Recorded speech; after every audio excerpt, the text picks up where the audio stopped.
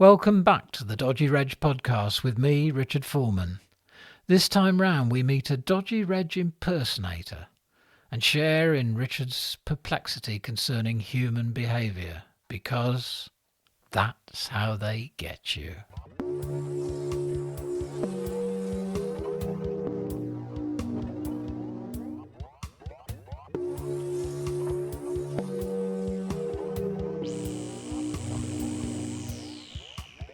Slack Jack's a guy I've got to know fairly well since I've been living here.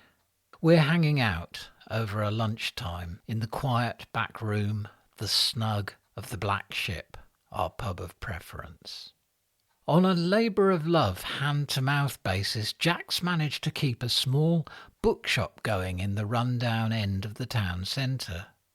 His stock is rather esoteric, so it comes as no surprise to hear that Dodgy Reg is one of his occasional customers. Jack has a wicked penchant for impersonations, and once Reg's name comes up in the conversation, he's on form. It's the subliminals. That's how they get you, see? Images, right? They flash 'em so fast your conscious mind won't pick 'em up, but your subconscious mind, that's what's taking 'em in. I'm laughing. He's miming the rolling of a skinny cigarette whilst capturing the voice, the rhythm, and the edgy persistence of our mutual acquaintance. You're in Tesco's, or Aldi, or one of them others, and you see the logo on the product, and it's like something just goes click in your mind. Next thing you know, it's in your trolley, and you're thinking it might be a good idea to stock up with a few more while you're at it. That's how they get you, see?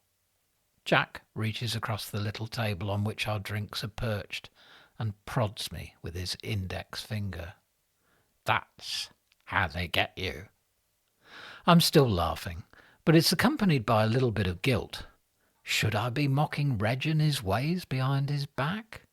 It's probably harmless, but now perhaps it's time to move on. Careful, Jack, I butt in. You know what they say about snugs and bugs? Jack takes a sip of his beer. Hair cut close to his head, linen jacket, designer t-shirt and slick chinos. He's a sartorial opposite to the man we're talking about. Oh, he's got into you, hasn't he, Richard? At this, I'm on the defensive. I wouldn't say that. Really? Counters Jack with a knowing smile. Well, maybe once in a while. I try to keep an open mind, you know. Jack laughs quietly, plays it close to his chest. An open mind? Do you think Reg has an open mind? I take a sip of my wine. It's a house white, somewhat tinny. Slack Jack can be a bit slick sometimes. I'm not about to let him get away with it. Well, first we have to define what we mean by the term open mind, don't we? Open to every possibility, or just a selection? If the latter, by what criteria do we choose to be open? And where does it cross over with just being gullible? Jack raises his eyebrows a little, unflustered. Any answers? Do tell. I'd say it's a question of flexibility, Jack. Mental flexibility. Emotional too, I guess. Jack places his hands together, prayer fashion, index fingers against his chin, thumbs on his Adam's apple. He is engaging. I wouldn't say Reg has mental or emotional flexibility. Man's got a one-track mind. I'm not sure I agree with you there. There's a few layers to Dodgy Reg. Oh, man. Jack sighs and shakes his head. You're a sweetheart, aren't you? See the best in everyone. I hesitate to tell you what I think. I'm probably not going to like this. I smile in a deliberately inane fashion and shrug my shoulders. Come on, Jack. What do you think? That, Richard, is how he gets you.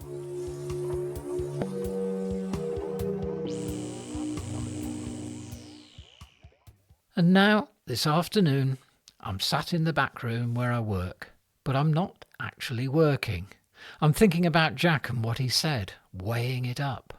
My thoughts stray to a chance meeting in town a week or two back. I'd bumped into Cass. I'd not seen her since her brief affair with Dodgy Reg came to an abrupt, but all too predictable end. "Brain implants," was his verdict.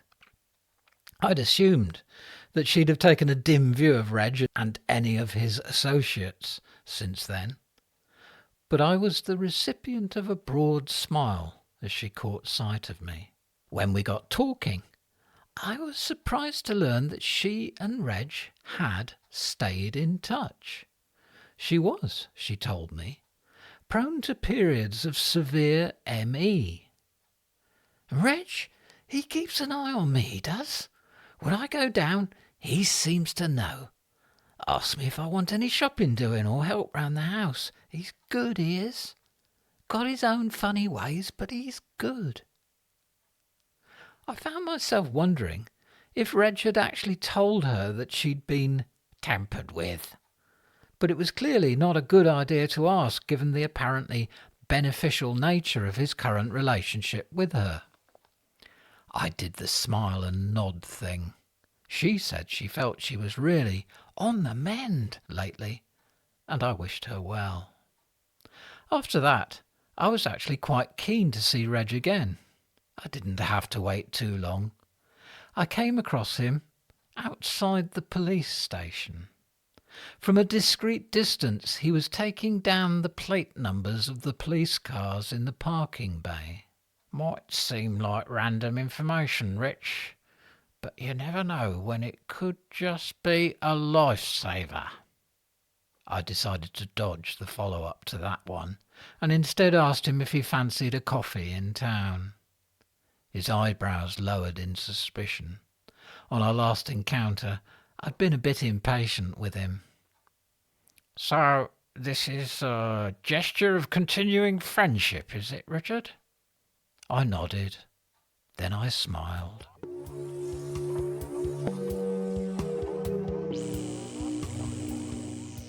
"This meeting with Cass, it was a totally chance encounter, was it?" Reg's fingers twitched now and then on the coffee shop table. They clearly wanted to be rolling a cigarette. "Nothing arranged about it?" She was just coming out of Boots. She spotted me and said hello. I wasn't quite sure why I was feeling on the back foot at this point. I'd set out to cross-examine Reg regarding his ongoing contact with his ex, and seemed to have ended up on the receiving end. "I see. And she disclosed the nature of her so-called illness to you, spontaneously like?" "Well, we'd got talking, and I asked her if she ever saw anything of you these days." "Which, my friend, is not a question that you've ever asked of me, is it?" "Reg, you seemed dismissive. I got the impression it was not a subject you wished to open again. And now I find out that you're responsible for some random acts of kindness." There was slight contempt in Reg's expression. "I think you'll find they were far from random. The woman requires regular monitoring. I make a note of her periods of deterioration and the resultant mood swings. They come at regular intervals. I find this is clearly a pattern associated with the implants themselves. I've not previously had the opportunity to study something like this at first hand." "That's not exactly how she sees it, Reg." "Well, of course not. How far do you think I'd get if she did?"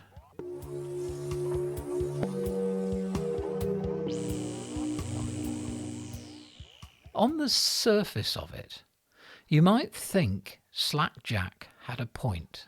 He'd see that conversation as confirmation, and would probably then ask me if I'd ever checked whether Reg thought that I myself had been tampered with. That would amuse him, to think that I was under suspicion too.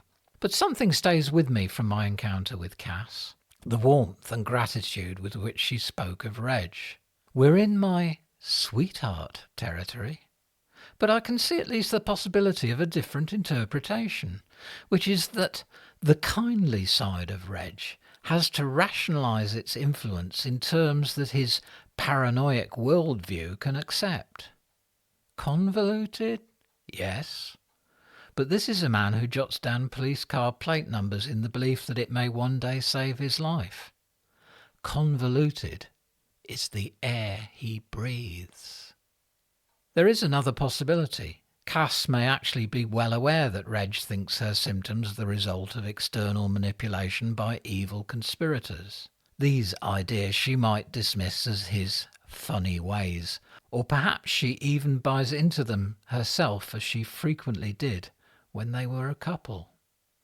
There could just be a sense of genuine solidarity and support within the confines of this shared delusion. And what of Slackjack? Is he genuinely concerned that my casual friendship with Dodgy Reg might not be doing me any good? Or is he finding a source of amusement in probing for flaws in my reasoning? I've known a few who like that sort of thing. Wind-up merchants. But then I'm not incapable of doing that same thing myself, or of enjoying vicariously when I pick up elements of it in others' conversations. And so my thoughts turn around and around.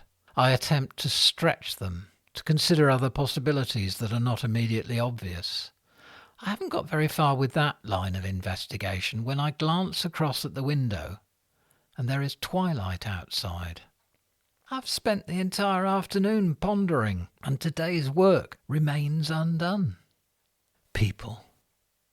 Sometimes I think I can figure them out, but it seems an invariable that as I get to know them, I'll spot an irrational edge, something disturbing in the nooks and crannies of their cranial folds, a crazy notion or two, whilst remaining blissfully unaware, of course, regarding my own unsettling foibles. You don't need subliminals. You don't need brain implants. It's just considering people. All of them, including myself. That's what gets me. And get me, it does.